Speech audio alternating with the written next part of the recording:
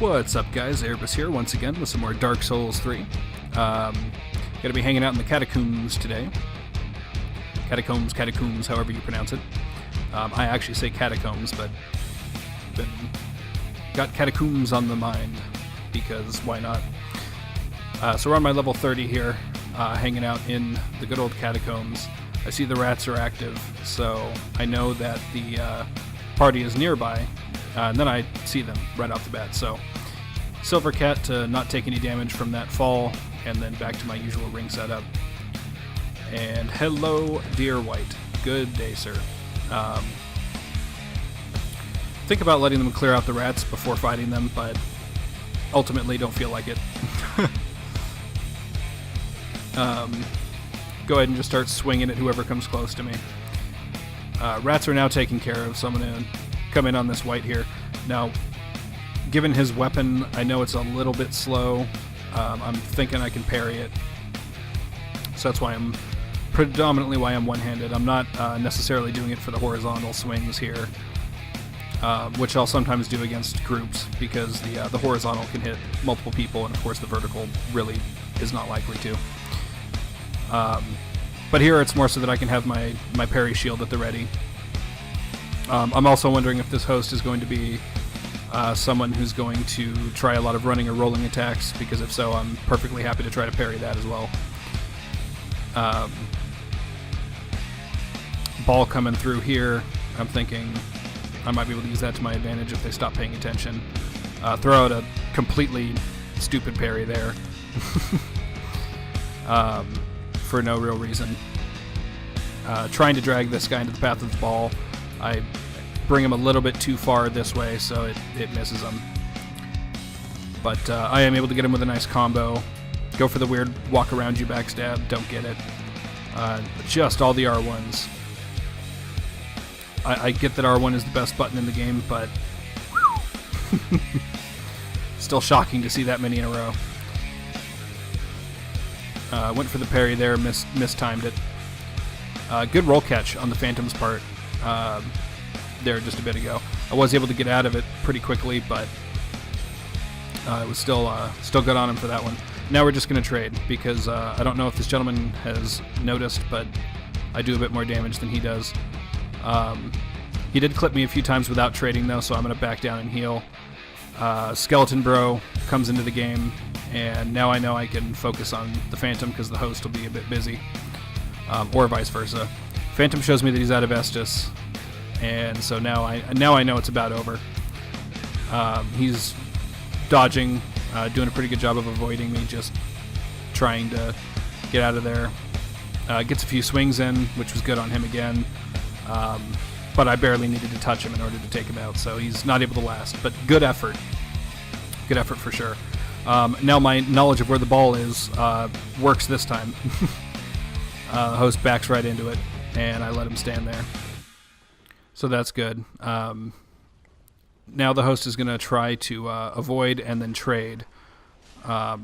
Unfortunately for him, my hits are coming out too fast, so with where I'm starting my attacks, I'm able to interrupt his hyper armor completely, so that he doesn't actually even get to trade. And with an ultra greatsword build, really all you can do is trade. So I've pretty much negated his build at this point, and he doesn't really know what to do with that,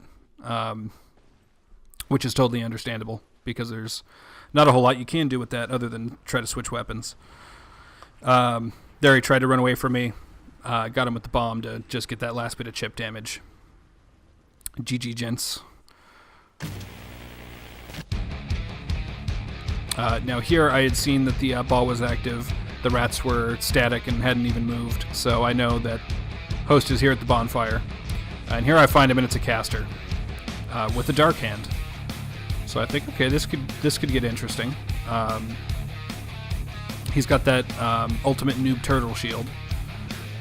Don't know how much he'll use it, but he's got it. So I'm going to go for a few guard breaks. Turns out, though, this chap is not new.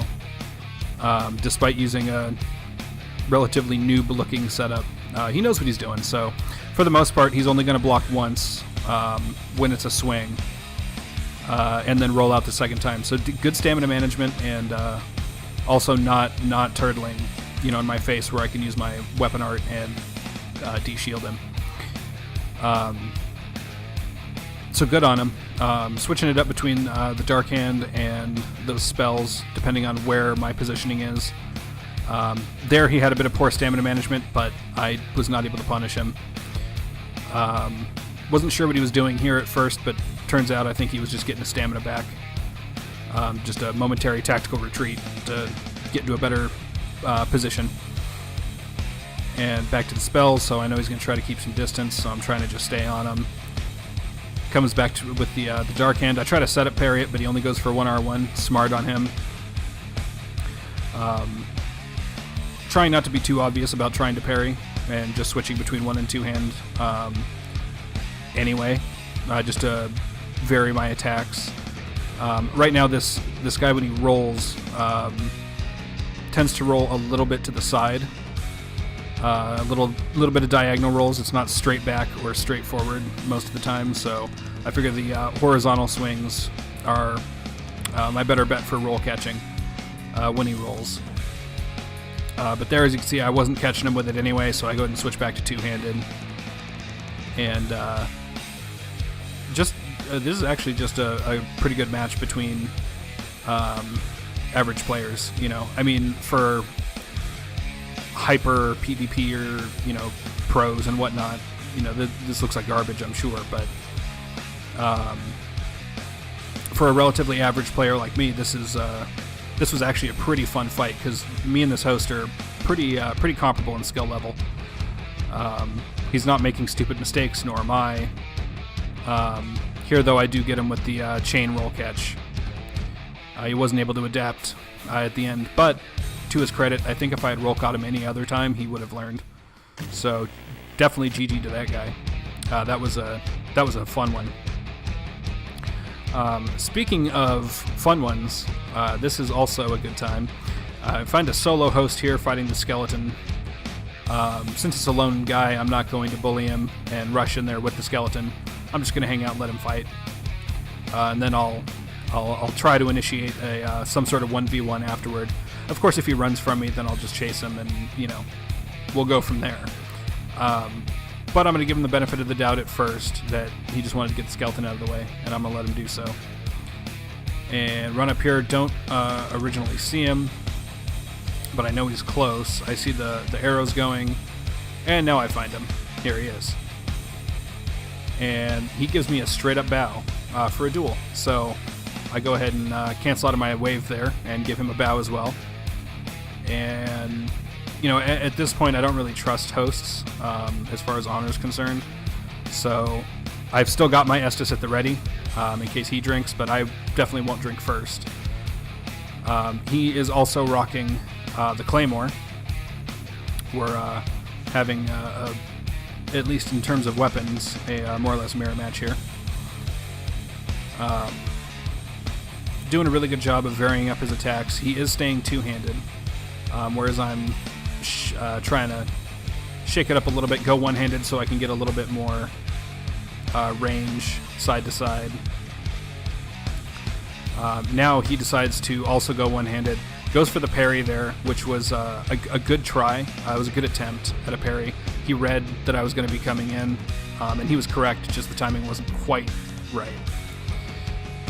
And then here we get each other at the same time.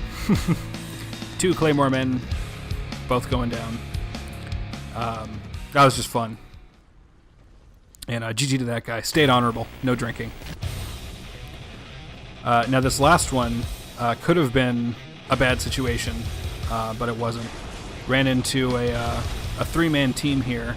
Both Phantoms overleveled. Looks like severely. But I get a nice wave from the Havelman, so I give him a nice wave back, and the battle has begun. But what these guys are going to do, at least in the beginning, is essentially have like a gauntlet sort of situation for me. The host and the other Phantom are not backing this guy up. They're just continuing through the level and fighting the PvE enemies. So I'm left to just fight this guy. And a bit of a parry king himself, so I'm able to get that backstab off. He does go ahead and heal, so I know that we're healing That's fine. With overlevelled phantoms and a whatchamacallit, a gauntlet type situation, I feel pretty confident that 7 Estus will be enough to deal with the 3 of them. Good job there of going with the delayed R2 instead of the R1 spam, because I was absolutely going for the parry. Now he's going back for the R1 spam since my shield's away. So, do a couple trades with him because my reach is significantly better than his. And I'm able to take him out. Very close, though. So that was a pretty fun one. So now I'm coming for magic build here. I'm thinking that guy was a one-off, that they're not going to do a full gauntlet thing. The last 2 are now going to team me. And here indeed comes the host. Now I don't know if I just waited, if that's what would have happened. I actually suspect not, because now the host has gone back to PvE and is letting me just deal with Mr. Magic Build here, who literally has all the R1s. He goes for the jumping attack, I swing right through and I'm able to cancel it. I know he's R1 spamming, so I throw out the parry and get it, show him how a dagger is supposed to be used. I don't have the Hornet Ring on right now.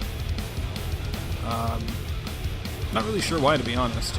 I don't remember why I took it off. I think I had it off for the obscuring ring, possibly, and/or Silver Cat for jumping down. So I think I just I forgot to put it back on. But either way, this chap is at no health. He's used up all his Estus fighting the PvE enemies, so it's just a matter of catching him. He's using the pillars to try to keep me away, and just a little too late on his rolls there. So I back up, try to get a heal before dealing with the host. He's wanting none of that. Comes straight in, but that's fine. It's just me and him at this point. Go ahead and initiate the trade there so that I can go for the after trade parry. Figured he'd fall for it. Most people will R1 after that sort of R1 trade. And that's about all for that one. I'll go ahead and give him a point up because I'm feeling cheeky. Alright, that's it for today. Thanks, everybody. Hope you enjoyed.